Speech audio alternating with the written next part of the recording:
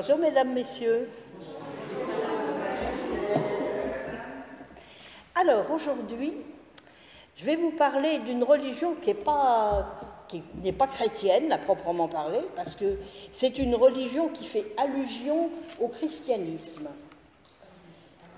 Allusion au christianisme. Aujourd'hui, nous allons évoquer le caodaïsme. Alors, aujourd'hui, je vous emmène au Vietnam. Alors, le caodaïsme s'appelle aussi bouddhisme rénové. Il apparaît d'emblée comme un amalgame assez étonnant. Il emprunte beaucoup au bouddhisme, mais doit aussi au taoïsme, au confucianisme et au christianisme. Il s'apparente d'autre part au spiritisme et à la théosophie. Théosophie, donc, c'est se mettre en communication avec une divinité. Alors, la religion caodaïste a été fondée en 1919. C'est quand même assez récent. Hein? Donc, par un Vietnamien du nom de Do Van Chiu. Là, c'est plus difficile pour moi, n'est-ce pas? Alors, il évoquait les esprits supérieurs par le truchement de jeunes médiums. Il a ainsi été mis en rapport avec Kaodai, qui signifie palais suprême. C'est un nom énigmatique d'un dieu nouveau, unique et salvateur. Chiu a rencontré en 1926 à Saigon de jeunes fonctionnaires vietnamiens qui s'adonnaient au spiritisme. Les tables qu'il faisait tourner seront remplacées plus tard par la corbeille à bec. Alors la corbeille à bec, c'est un accessoire divinatoire vietnamien, une sorte de panier-cloche renversé, recouvert d'un papier.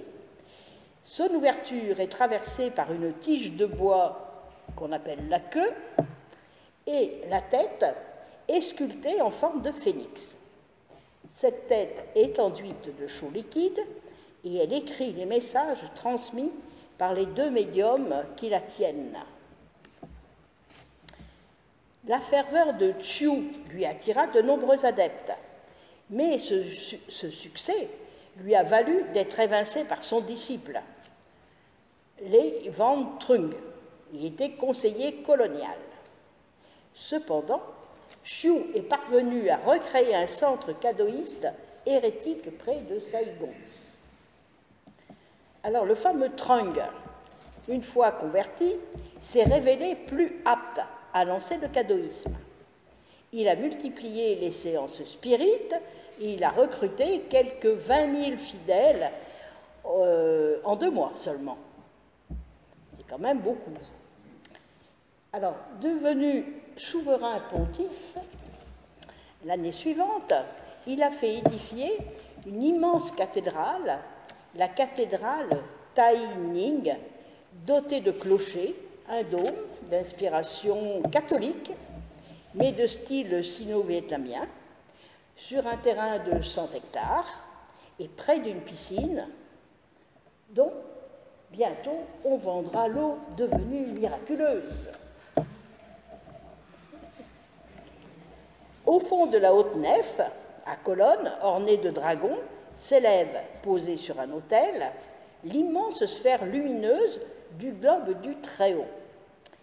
Cette sphère est construite en bambou, tendue d'une étoffe transparente. L'œil rayonnant de Kaodai y figure sur un champ de nuages et d'étoiles. À l'intérieur, brûle perpétuellement une lampe dont on retrouve des modèles réduits dans de nombreux sanctuaires privés ou publics. Et dans le temple de Tai Ninh sont offerts à la vénération les statues de Confucius, de Lao Tzu, de Bouddha et d'autres prophètes asiatiques. Et le cadoïsme, comme il s'inspire fortement du christianisme, la statue de Jésus-Christ est représentée dans ce grand temple. Voilà notre lien avec le christianisme. La structure du clergé est calquée aussi sur le modèle de l'Église catholique. Donc on va parler tout à l'heure dit qu'il était souverain pontife. Après, on parle de lui comme étant le pape. Donc le caodaïsme possède la notion de guide spirituel dont il puise les figures dans toutes les cultures. Alors voisine dans son panthéon Moïse, Mahomet, William Shakespeare, Louis Pasteur, Sun Yat-sen et Lénine. Voilà. Donc, Jeanne d'Arc est particulièrement vénérée pour avoir guidé la réception de la foi et promu l'égalité des sexes par l'intermédiaire de séances de spiritisme. Victor Hugo est probablement le personnage européen qui tient le plus grand rôle dans le caodaïsme. Il en a tiré de nombreux enseignements, ainsi que le texte de plusieurs prières importantes. Lui-même a pratiqué le spiritisme à Jersey entre 1852 et 1855. Il a prédit qu'il deviendrait le prophète d'une nouvelle religion. Allan Kardec, Camille Flammarion sont aussi invoqués par les caodaïstes. Vous voyez qu'on regroupe beaucoup de personnes connues. Et en 1935, reconnu coupable de malversation, le pape Trung a été déchu. Les sectes déjà nombreuses se sont mises alors à proliférer à Saigon et dans les villes du Cambodge où il y avait d'importantes colonies de Vietnamiens. Leurs divers pontifes s'excommuniaient mutuellement. Sous l'impulsion d'un nouveau pape, le caodaïsme a pris un vigoureux essor. Il a exercé une grande influence sur la vie économique et sociale du pays, tandis que ses chefs s'orientaient politiquement vers le Japon. En juin 1940, le gouvernement colonial français a fermé des sanctuaires et a déporté aux Comores les dirigeants caodaïstes. En 1945, l'occupant japonais a encouragé la levée des troupes chez les caodaïstes et les Oaao, une autre secte xénophobe et plus particulièrement anti-française. Vous voyez la période, il faut mettre en relation voilà, avec la France et les années. De 1945 à 1956, ces troupes ainsi que celles des catholiques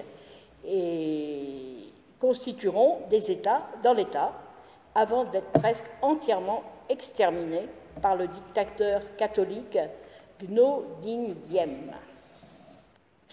Alors, dans l'écho anamite du 5 avril 1928, un article a pour titre « Quand les spirites charentais conseillaient les caodaïstes ». Donc, cet article dit « En Charente-Maritime, à Rochefort, il existe un cercle d'Allan Kardec qui donne le premier dimanche de chaque mois des séances spirites publiques. Un lecteur nous a communiqué un message spirite sur le caodaïsme par incorporation au cours de la séance du 3 février dernier.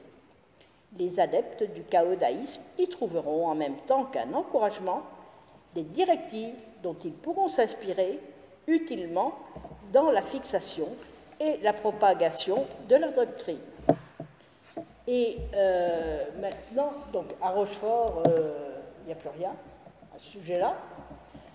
Les cercles caodaïstes, j'ai regardé en France, il y en a peu, mais il y en a quand même. Il y en a Paris, Lyon, Toulouse, Montpellier. Voilà, donc chez nous, notre région Aquitaine, c'est Toulouse le plus près. Hein?